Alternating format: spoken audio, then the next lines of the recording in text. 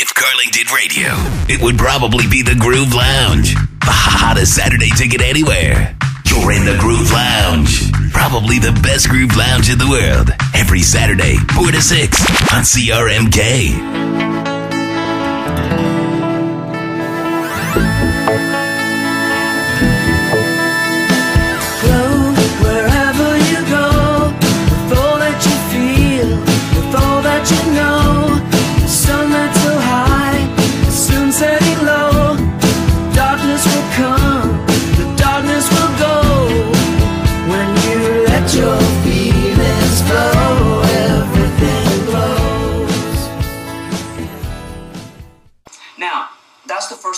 That's how I connected with Tony. We became very good friends and wrote songs and eventually recorded this album, Glow, that's out now.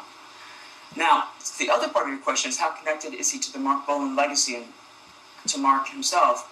And I feel he was extremely close and very important. And I sensed that even as a child listening to the records, because it's all about the arrangements that I think Tony helped Marc, especially at the early stages, create the sound and arrangements that became the Tyrannosaurus Rex and T-Rex albums. I mean, in talking with Tony, it becomes clear that it was a very natural process. Working with Tony, it becomes even more clear because he's such a natural musician. So I'm sure that the way it worked was they would sit around and create the arrangements that became the sound that we know and love. And did you find when you were... This is a kind of spiritual question, I guess, but yes. Did you find when you and Tony were around and you were doing the Marc Bolan thing, did you feel the presence? Yeah, absolutely. I wrote about that in my book, Frontman.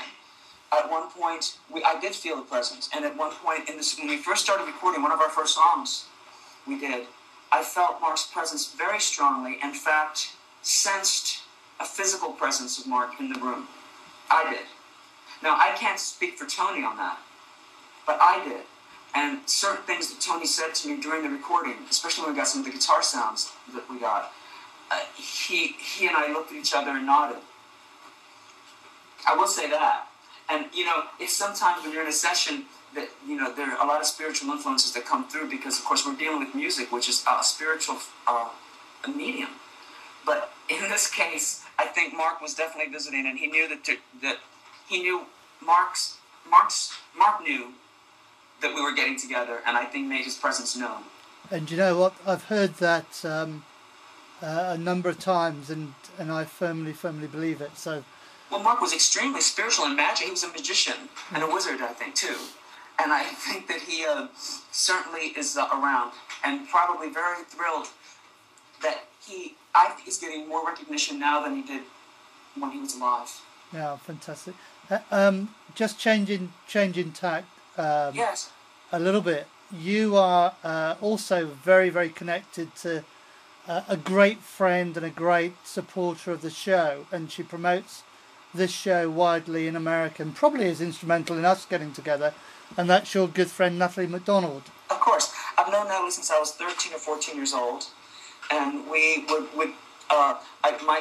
one of my greatest memories of Natalie, well, besides the more recent, I'm in touch with her all the time anyway now, but my earliest memory of Natalie is running up my parents' telephone bill because she lived in New Jersey and I lived in Florida, and calling, the pre-Skype days of actually using a landline and talking for hours about Marc Bolan on the telephone caused my parents' phone bill to, skyrocket. And I do remember that reprimanding from my parents, and it was all due to Natalie McDonald and Marc Bolan. Fantastic. Let's go on to... We've been good friends for many years. In fact, when the Bongos started, she helped us so much with our early work too, especially that we were doing T-Rex songs on our show. Natalie was so helpful with the early Bongos, and eventually was the head of the Bongos fan club, just as she was in America, the Marc Bolan fan club. How brilliant! So let's big up Natalie, and what I'll do is I'll play something during this show for Natalie from you to her, especially. And she deserves it. She's been a great friend, great follower. And, she's told me all about yours for quite a long time. I'm just so happy we're finally having a chance to speak. It's been a crazy time for me because I was in the studio finishing the album, and then I've been now I'm on tour here in the United States as well. I'll be in the UK in December. Okay, and what was I going to ask you? And this is a live interview, and you can obviously say no, but if you can fit it in, do you fancy coming down to the studio? Yeah, if we can fit it in, it'd be fantastic. I'm doing shows with Alejandro Escobedo and other artists in the UK, and I'm not sure of my schedule, but of course I would love to come by your studio. Yeah. And Natalie's probably told you we've got a thing called the library. Yes. Where we all visit, and Susie Calick has probably told you as well. So we go to the library first and get prepared for the show, which it's obviously a bar, just in case. Excellent. Hey, just to switch the thing around to you and currently you. Yes. Fantastic album, Glow. Thank you. Really, really love it. How happy are you with Glow? How do you think it's turned out? Well, I'm very happy with it. You know, each record I've done is quite different from the other, and it's been a long time since I put an album out. I do a lot of producing of other artists, and I also produce concerts. When something moves me, I'll produce a concert based on a certain theme or idea here in the United States, and I haven't really made my own recording for quite a while, so it was a thrill to work with my favorite producer on this. And, you know, I think, for me, it's my favorite recording I've ever done. That's really fantastic. And I'm going to play some stuff from Glow. I've been promoting it, and it's been on my website, and I will put it on the website again. A little favour I could perhaps ask you is maybe to see if you can get Tony and you on the show together one time. That would be great. It's possible. You never know. You never know. Tony's such a busy... You know, he's one of... he has also quite a busy schedule, and he seems to be producing one recording after another for so many different artists right now. He's on a real roll, so it's difficult to pin him down. But that's fantastic.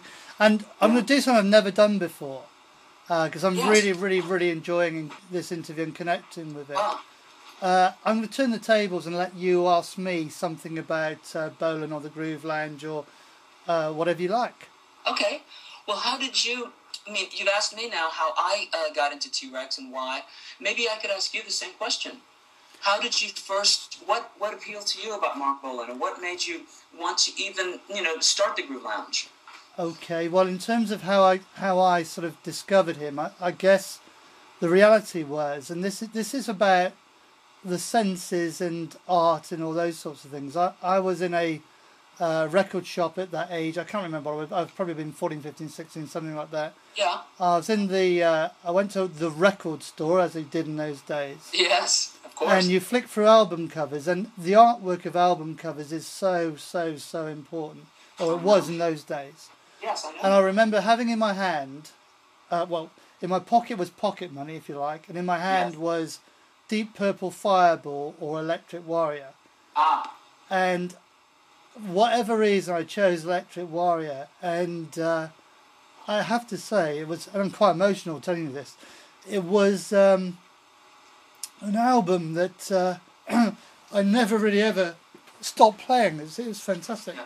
Yes. Which was really a major change in my life, which is fantastic.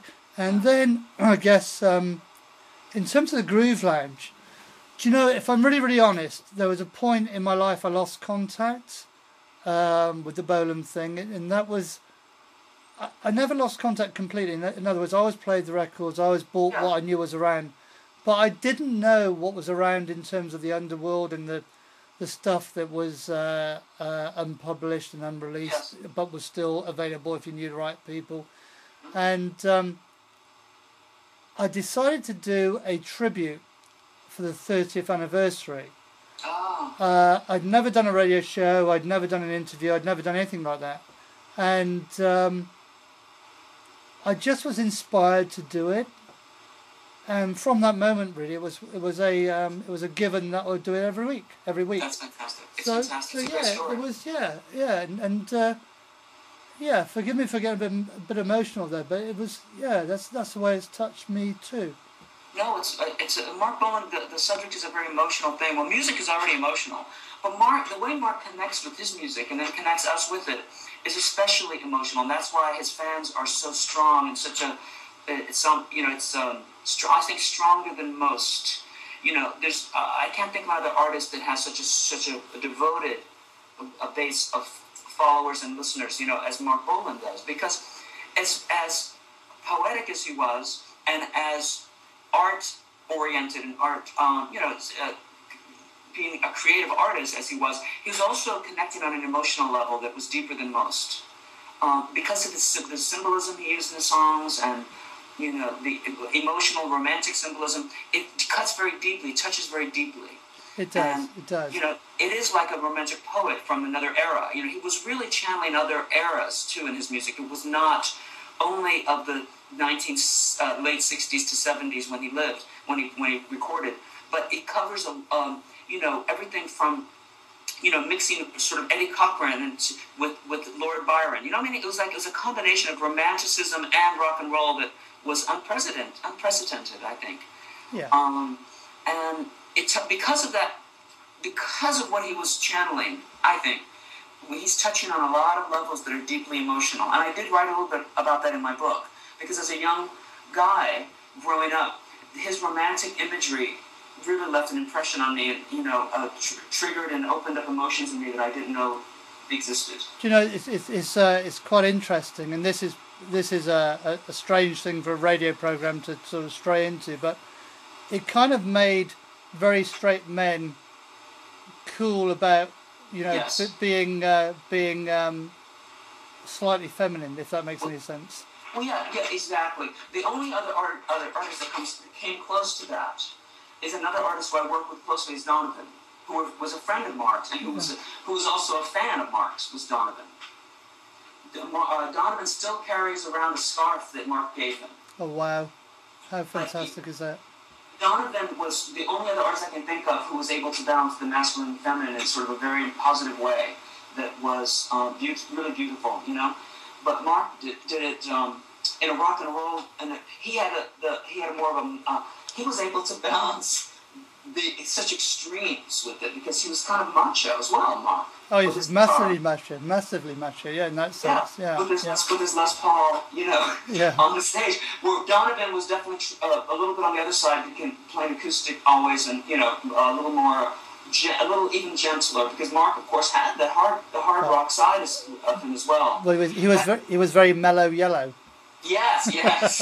Marc was able to really balance both of those energies, because that's what we're dealing with, the male and female energies. Marc could really balance them on the extremes on both sides, and there's no other artist that has ever done that so well. No, I think you're absolutely right. Hey, Richard, what I think we should do, because we've covered almost every aspect of Bolan, Groove Lounge, and everything else, and you too. And I really would like to get you in the studio, so to speak. We can do this again as well, and thanks to Natalie for making it happen.